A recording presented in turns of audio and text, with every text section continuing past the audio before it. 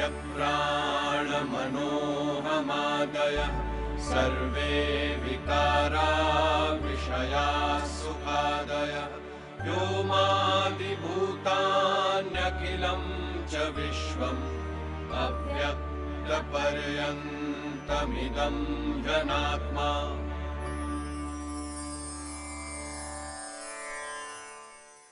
शरीर, इंद्रियां, प्राण, मन और अहंकार आदि और उनके सभी तरह के परिवर्तन, इंद्रिय विषय और उनके सब सुख दुख आदि सब अव्यक्त पर्यंत उस संसार को अनात्मा कहते हैं। तू बोल।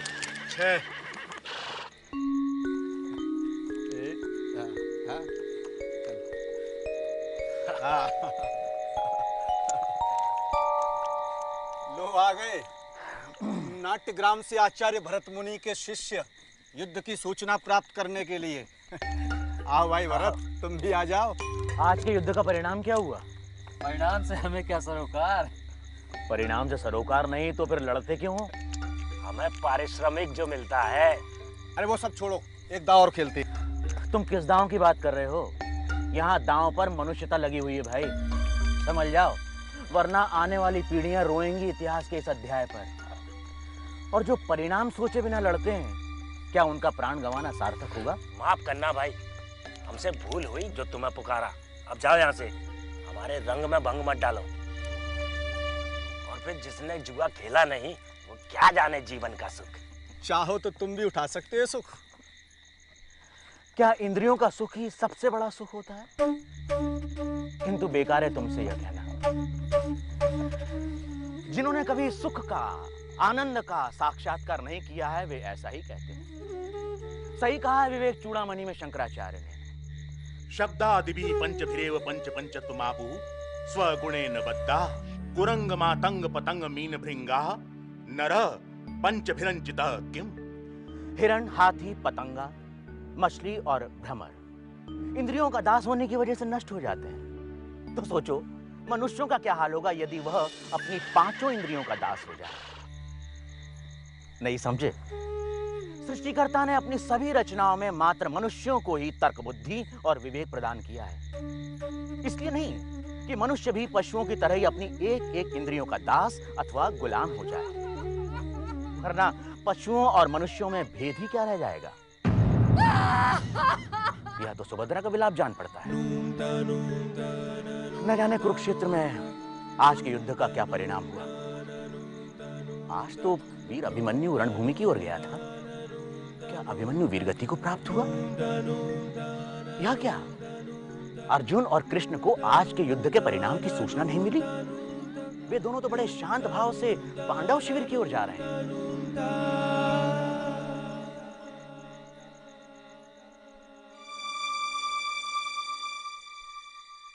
तात,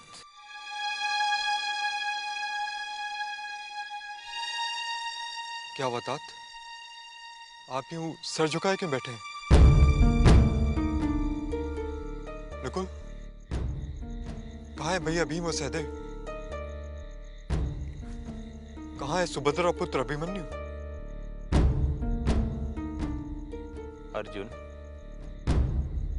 अभिमन्यु वीर गति को प्राप्त हुआ।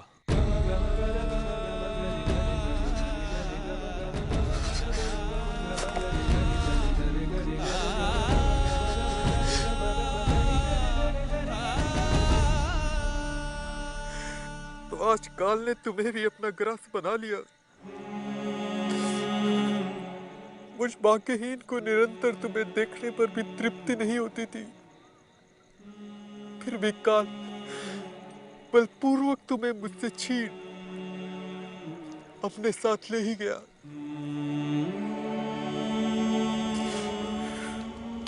हे सूर्यवदन, अब मैं किसका मुख देखकर सुबह नींद से जागूंगा?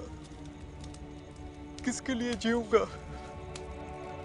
अर्जुन, युद्ध भूमि में वीर गति को प्राप्त होने वाला योद्धा वीर स्वर्ग को प्राप्त करता है। अभिमन्यु ने वही किया जो क्षत्रिय का धर्म था।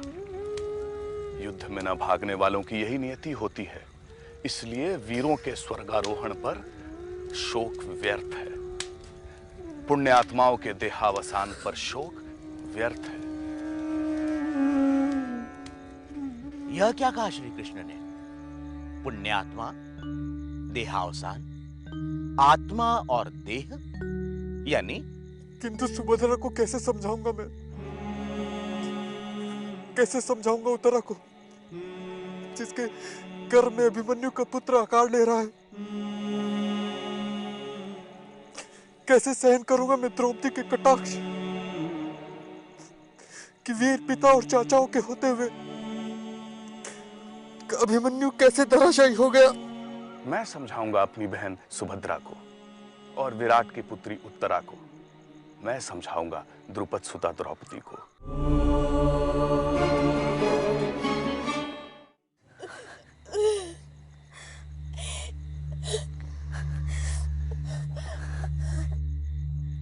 धीरज रख सुभद्रा। जिसका बाबा स्वयं कृष्ण हो, जिसके पिता समान दूसरा वीर कोई धरती पे हो ही ना, फिर भी यदि वो मिट्टी में सना, रक्त और मांस की दलदल में मृत पड़ा रहा, और मैं धीरज कैसे रखूं कृष्ण? क्या यह जो मरा है यह अभिमन्यु है? यानी? मृत्यु तो शरीर की हुई है द्रौपदी। तुम इतने निर्दयी कैसे हो सकते हो कृष्ण? सुभद्रा, जिसका जन्म हुआ है उसकी मृत्यु निश्चित है। संसार में जन्म लेने वाली हर स्थूल वस्तु को, हर स्थूल शरीर को एक दिन मरना ही पड़ता है सुभद्रा, यह निश्चित है। और जो अमर है वही अमूर्त है। जिस धर्म के लिए अभिमन्यु मरा वह धर्म अमर है, उसकी वीरता अमर है। जिस शौर्य से अभिमन्यु ने चक्रव्यूह भेद कर शत्रुओं का विनाश किया वह शौर्य अमर है। उसने विपक्षियों को पीठ नहीं दिखाई, वह क्षत्रिय धर्म अमर है। सुभद्रा, जिसने अपने जीवन का उद्देश्य पूरा किया उसकी मृत्यु का शोक कैसा? कृष्ण, क्या जन्म लेकर मरना ही मनुष्य जीवन का उद्देश्य है? धर्म के लिए जीना और धर्म के लिए मरना, यही मनुष्य जीवन का उद्देश्य है। यह आप क्या कह रहे हैं कृष्ण?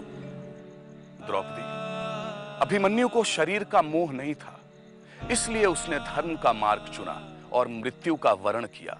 हम सभी को एक शरीर मिलता है, उसमें पांचों इंद्रियां समान होती हैं, जिसके द्वारा हम सभी स्थूल संसार का अनुभव करते हैं।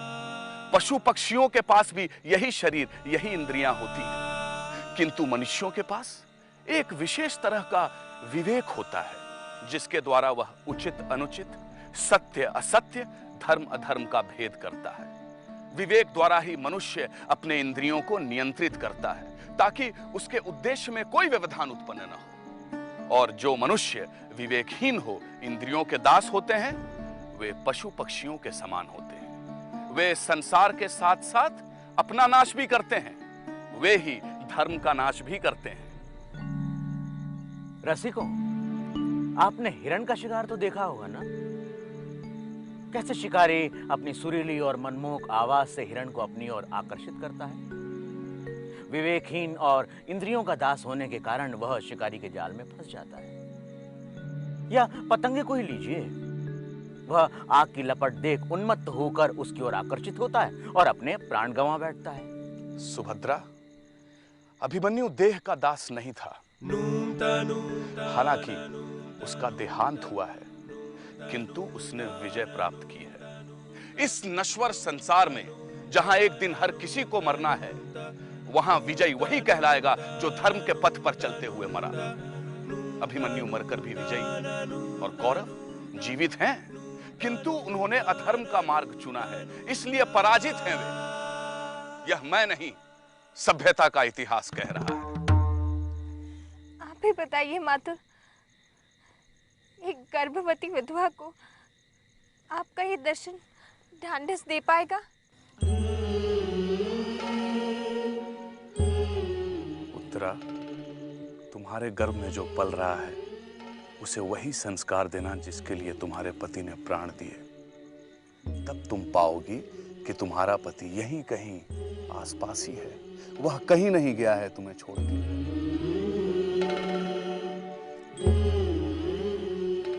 कितनी प्रासंगिक है कृष्ण की बात। वैदिक साहित्य में मनुष्य के अस्तित्व को आत्मा और अनात्मा में बांटकर समझा गया है। अभी अभी कृष्ण ने स्थूल शरीर के संबंध में जो बात कही वह अनात्मा के अंतर्गत ही आती है। पूर्व काल में सावित्री ने भी यमराज से इसी विषय पर बहस की थी। क्या क्या कहा? सावित्री कौन थी? लो, अब यह भी बताना पड़ेगा, तो चलो मैं बता ही देता हूं। एक था मद्र देश, और मद्र देश के राजा थे अश्वपति और उनकी बेटी थी सावित्री। अश्वपति ने सावित्री को यह स्वतंत्रता दे रखी थी कि वह अपने लिए योग्य पति का स्वयं चयन कर सके। एक दिन अश्वपति महर्षि नारद के साथ बैठे भगवत चर्चा कर रहे थे कि सावित्री ने आकर उन्हें बताया कि उसने अपने लिए एक योग्य वर चुन लिया है। क्या मैं जान सकता हूं कि वो है कौन? सत्यवान। शाल्व देश के भूतपूर्व राजा द्युमत्सेन का बेटा? हाँ, द्युमत्सेन अब नेत्रहीन है। देववश जब राजा द्युमत्सेन अंधे हो गए थे, उस समय सत्यवान एक अबोध बालक था। पड़ोस के एक राजा ने उनके अंधेपन और सत्यवान के बचपने का लाभ उठा उनकी सत्ता हत्या ली। उसके बाद द्युमत्सेन के पूरे परिवार को वन में रहने के लिए विवश होना पड़ा। क्या सावित्री का ये निर्णय ठीक है देवर्षि? सत्यवान गुणी है राजन, किंतु उसकी आयु अल्प है। उसके जीवन में मात्र 1 वर्ष ही शेष है। ये आप...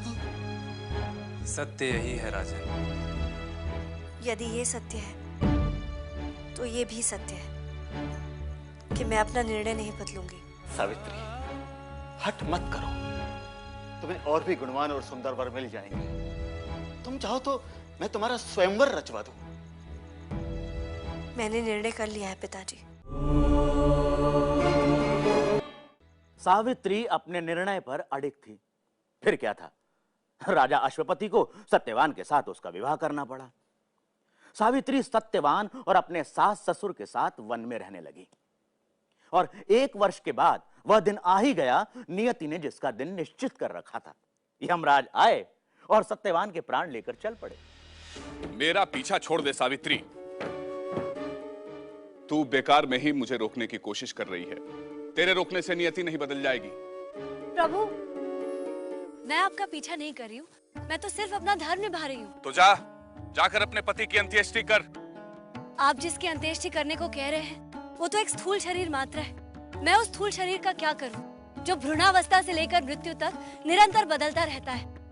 5 तत्वों से बने हुए शरीर को 5 तत्वों में ही बिखर जाना है। तात्पर्य क्या है तेरा? मेरे पति को तो आप लेकर जा रहे हैं, और पत्नी पति के पीछे चलने वाली होती, इसीलिए मैं आपके पीछे चल रही हूँ। जहाँ मेरे पति जाएंगे मैं भी पीछे पीछे जाऊंगी, और ऐसा करने से मुझे कोई रोक नहीं पाएगा। बड़ी हठी है तू। चल, अपने पति के जीवन के अलावा एक वरदान मांग और मेरा पीछा छोड़। मेरे ससुर अंधे हैं, उन्हें फिर से दृष्टि मिल जाए। तथास्तु।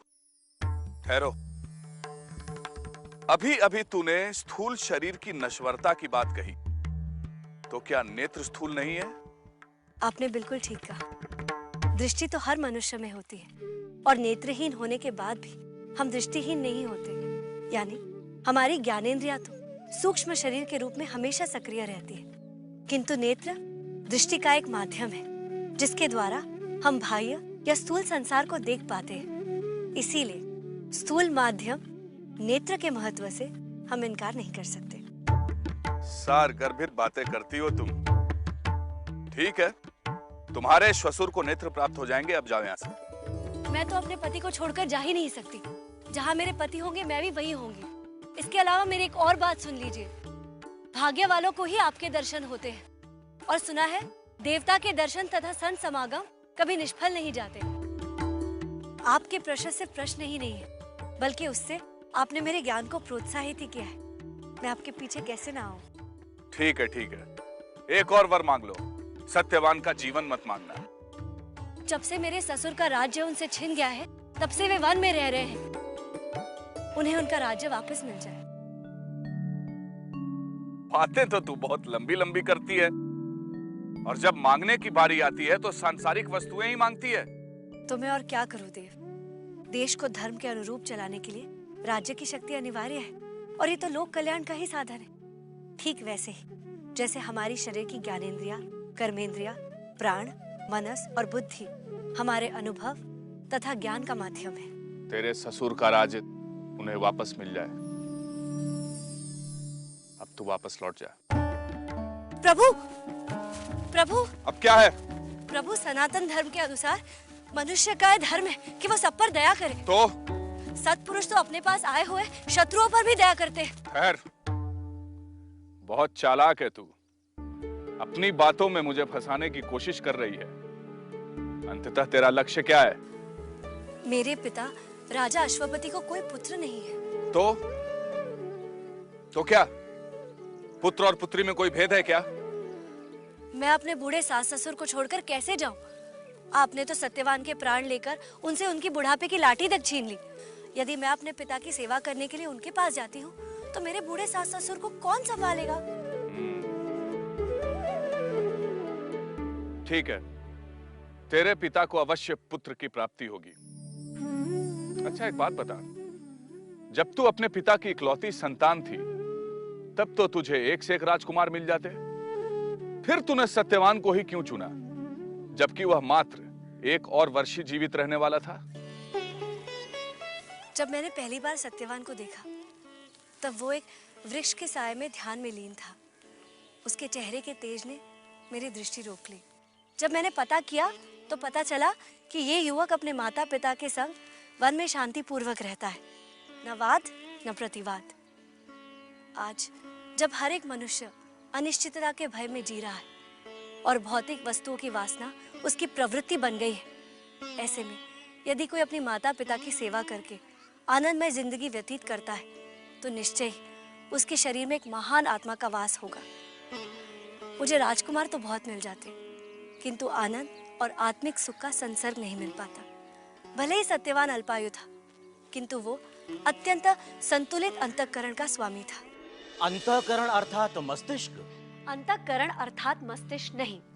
मस्तिष्क तो स्थूल शरीर का एक अंग है और अंतःकरण सूक्ष्म शरीर का एक सूक्ष्म। इसीलिए मनस, बुद्धि, चित्त और अहंकार के समुचित रूप को ही अंतःकरण कहते हैं। मैं अभी समझा नहीं। अंतःकरण ज्ञानेंद्रिय द्वारा बाह्य संसार को अनुभव करके कर्मेंद्रियों को कर्म का निर्देश देता है। यदि अनुमति हो तो एक बात और पूछना चाहता हूँ। पूछो। क्या स्थूल और सूक्ष्म शरीर के कारण किसी तीसरे शरीर की भी उत्पत्ति होती है? किसी तीसरे शरीर की उत्पत्ति नहीं होती, बल्कि सूक्ष्म और स्थूल शरीर के कारण हमारे इसी शरीर पर जो प्रभाव दिखता है उसे कारण शरीर कहते हैं। यही है हमारा तीसरा शरीर। क्या थोड़ा विस्तार से बताओगी? हम जो कुछ भी देखते हैं, सोचते हैं, विचारते और करते हैं, फलस्वरूप उसकी स्वतः अभिव्यक्ति कारण शरीर कहलाता है। यानी स्थूल और सूक्ष्म शरीर उसी का कारण है। स्वयं या आत्मा के वास्तविक स्वभाव से, अनभिज्ञ और भिन्नता के विवेक से सर्वार्थ मुक्त होता है कारण शरीर। इसे गहरी नींद की अवस्था में भी अनुभव किया जाता है। जागृत और स्वप्नावस्था से अज्ञानता के कारण इसे आनंदमय कोश भी कहा जाता है। कहाँ खो गए देव? वाह, उत्तम, अति उत्तम। तेरे माता पिता ने तुझे बड़ी अच्छी शिक्षा दी है। मैं तेरे ज्ञान से अत्यंत प्रभावित हुआ हूं। चल मांग, एक और अंतिम वरदान मांग ले, सत्यवान के जीवन के अतिरिक्त। इसके बाद किंतु वचन दे कि तू यहां से वापस लौट जाएगी। मैं वचन देती हूँ, यदि आप मुझसे इतने ही प्रभावित हुए तो मेरे ससुर द्युमत्सेन के कुल को आगे बढ़ाने के लिए मुझे 100 पुत्रों का वरदान दीजिए। 100? हाँ, 100। तथास्तु।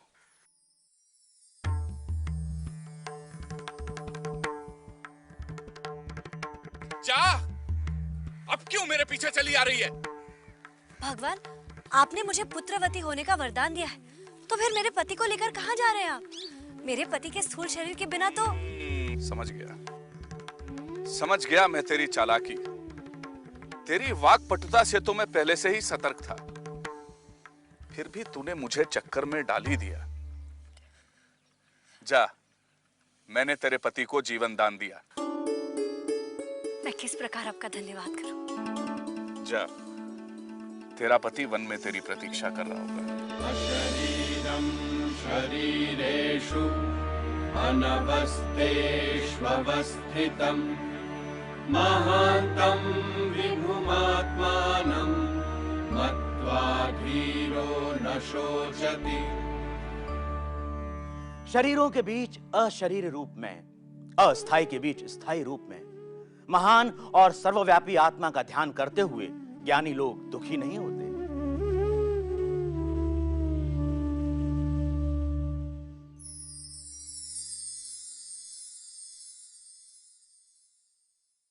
क्या है वह जिसे वैदिक दर्शन आत्मा कहता है? क्या यह दिखाई देने वाला संसार और शरीर ही आत्मा है? देखिए अगले प्रकरण में तमिल संत कवि अरुण गिरिनाथर के जीवन के रोमांचक क्षण चित्रों से आत्मा का परिचय।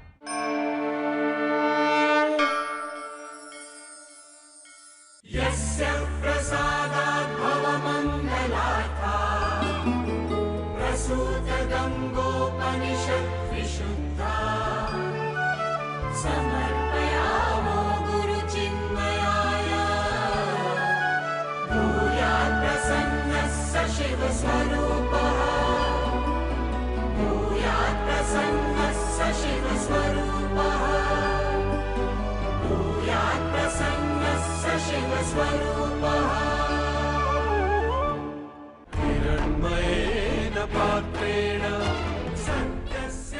विचार प्राचीन फिर भी नवीन, हजारों सालों से चली आ रही आपकी और मेरी कहानी उपनिषद गंगा, हर रविवार सुबह 10 बजे डीडी नेशनल पर।